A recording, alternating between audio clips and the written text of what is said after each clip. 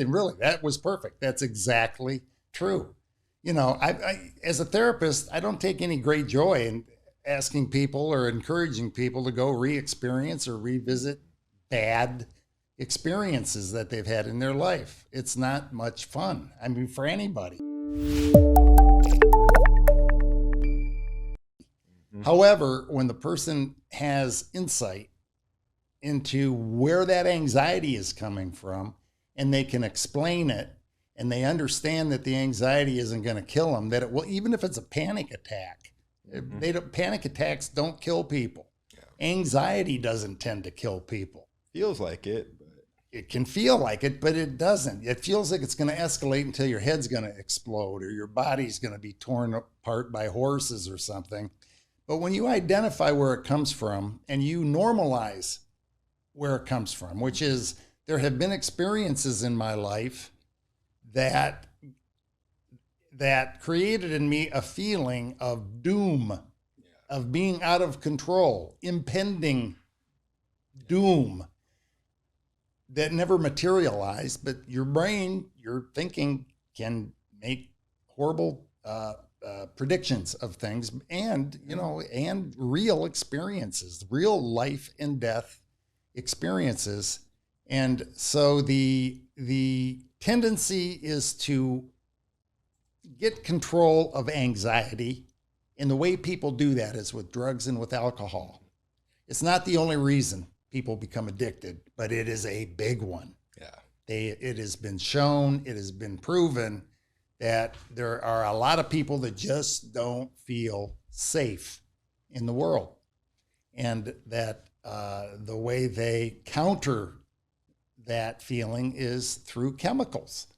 Yeah. But the chemicals are, they're, what's the word? They're a mask, they're a Band-Aid, they're an anesthetic. I mean, look at tend to create more difficulties than fix. Yeah, I mean, take a look at our society now. I just as a whole. I mean, even from a professional standpoint, like we use the same techniques. I mean, psychiatrists prescribe anti-anxiety, anti-depression medication. I mean, it's not just illicit drugs, and I'm not saying that they're bad in any. A lot of these drugs their purpose is to correct chemical imbalances in your brain so that you can hopefully deal with the issues that you have in front of you. Now, unfortunately, with self-medicating, you don't have that finesse to kind of monitor, you know, how I'm going to have 2 beers on this day because so I can deal with this traumatic event, and I'm going to do, and then, you know, for the next 4 days, I'm going to have 3 beers and I'm going to go back down to you don't have the ability to manage. And, you know, from a professional standpoint, I think a lot of prescription drugs are overprescribed, but that is a conversation for another day, because there is that zone of prescription medication that is prescribed that helps fix the chemical imbalances. And this is the goal, help fix those chemical imbalances so that you can deal with, say, the trauma or get to the underlying issues and help live a more fulfilling and secure and full life. When you become dependent, even on prescription medications, benzodiazepines like Xanax or Klonopin, or you become dependent on the sleepers like Ativan or Stelazine or some of the lighter benzos like Valium. When you become dependent on those, meaning you use the word need and a prescription drug in the same sentence, then you've become dependent on it. What are you doing? You're admitting that you're out of control. And what did I say? The reason is for taking that stuff, the feeling of being out of control. There's a twisted logic in this, but it's much easier to take something externally out of a pill bottle that's going to allow you to escape, at least in the moment or for the next hour or two or whatever, escape that sense of doom, that sense of control loss, anxiety. We'll just call it what it is, just anxiety. In whatever quantity you're experiencing it. You do that, and it's a double-edged sword. On one edge is, my God, thank God for Xanax, or thank God for the Ativan so I can get to sleep. or, you know, thank God, because now I can do it. That's the positive side of the sword. The other side of the sword is I'm just admitting I'm not in control of my emotional state. I'm not in control. This anxiety wins when I don't subdue it, when I don't repress it, when I don't put a lid on it with these pills, with this medication.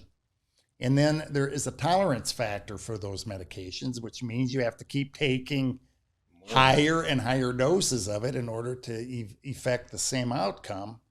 And this is where addiction gets ramped up by the medical community. The medical community, and I'm not going on a soapbox, hopefully, is geared towards symptom abatement. Abate or ameliorate, lessen, reduce the symptoms. And then I've done my job.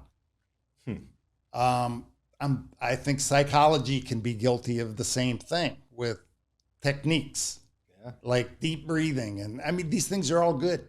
I mean, symptom abatement or reduction is great. It's good. But when that becomes the solution, exactly. If that's where it ends, then we have a big problem. And the same thing is psychologically. If we were to say, well, you just breathe in 7, breathe out 8, 10 times and life will be good. It helps. It really does help with anxiety and that sort of thing. If you want to develop a sense of control over your life, you need to go dig a little deeper and to find out what is the core, what are the roots, where does that fundamental anxiety, where is it coming from? It's like, well, and that's when you would, in my opinion, tell somebody take the 7 in, 8 out. Now that you're calm down and relaxed, let's dive into this issue. And if you start hyperventilating or getting anxious, we'll stop and we'll do some more breathing. Exactly. Or we'll go take a walk around the building. But the breathing isn't the You're solution. in control. Yeah. No, but you're in control of the symptom. Yeah, exactly. You can control the symptom. The symptoms are coming from the problem. We're going to get to the closer we get to the problem, the worse the symptoms are probably going to be. Exactly. Because the closer you get to that, your defense mechanisms start popping up like, oh, don't touch this. This is painful. This is painful. So, your body is going to automatically start shooting whatever version of pain through you, anxiety, depression, fear. Yeah. And the closer you get to that, because of how painful it was as its core, back whenever the traumatic event happened, assuming, we're talking about trauma here, it's like, I don't want to relive this. It was so unprocessable when it happened. I don't want to relive this. Exactly. That's what your body and your brain is telling you. You can't handle this. And so the goal is to get back to it and get to it in a state where, look, I'm not in the same place that I was then. I can handle this. Or it's not real anymore. You can show yourself that this did happen. It's not happening now because your brain has trouble differentiating something that is actually happening to you and something that you think is happening to you. Perfectly said. Absolutely perfectly said. Your brain doesn't know the difference. It does not know the difference. That's where people wake up in nightmares, sweating and go. It's a dream, man. It's a dream. And you're waking up sweating and shaking. Yeah. So what does that tell you about the effect of the brain when it's left on its when it's running amok?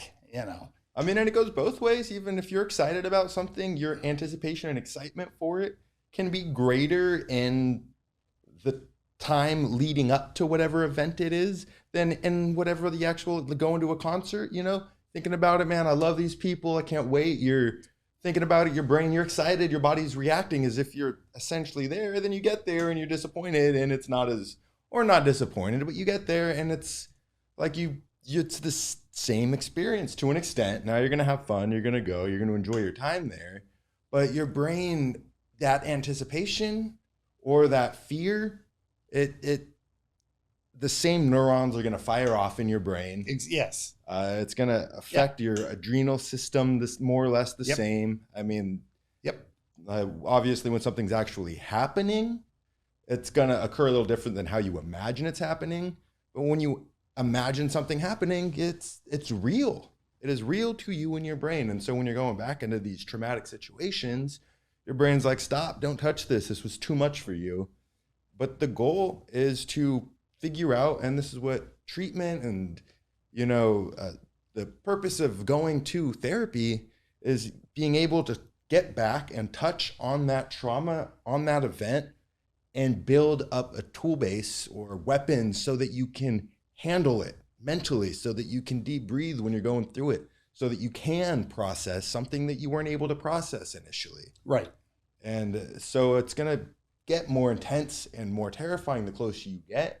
And then you just need to develop stronger tools, and you learn about yourself along the way, and you learn about the trauma, and you can rationalize it so that you can eventually process it, so that it doesn't, instead of feeding through in ways that you can't quantify, anxiety as I'm sitting at a coffee table and I don't know where it came from, versus, oh, I can identify this. This was the trauma. This is what happened. This is why this is giving that. Then you can put that anxiety in a little box somewhere, and it's like, this is why that's there. Yeah. And then you can own up to it. It's a lot easier to get, I mean, from personal experience, it's a lot easier to get through things like that when you know exactly what it is, where it's coming from, and the anxiety tends to shrink at the end of the day when you're like, oh, that was stupid. It's because I broke my foot when I was 17 years old. I'm an idiot for having this much fear, and the anxiety is still going to be there somewhere. Did something happen to your feet along the way,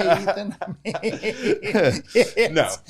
No. But I'm gonna ride out the same example until. You're good. Keep going. And you see it, and then you can kind of put it, and you can laugh at that anxiety. It's still gonna be there slightly, but you know what? Now you know where it's coming from. You know it doesn't make sense, and you can actually start talking your way out of it. Like, oh wow, yeah. I mean, sometimes there's just like a little pit that wants to just live with you, but now you know why that pit is there, and you can work around it, and it will disappear, and sometimes it'll go back.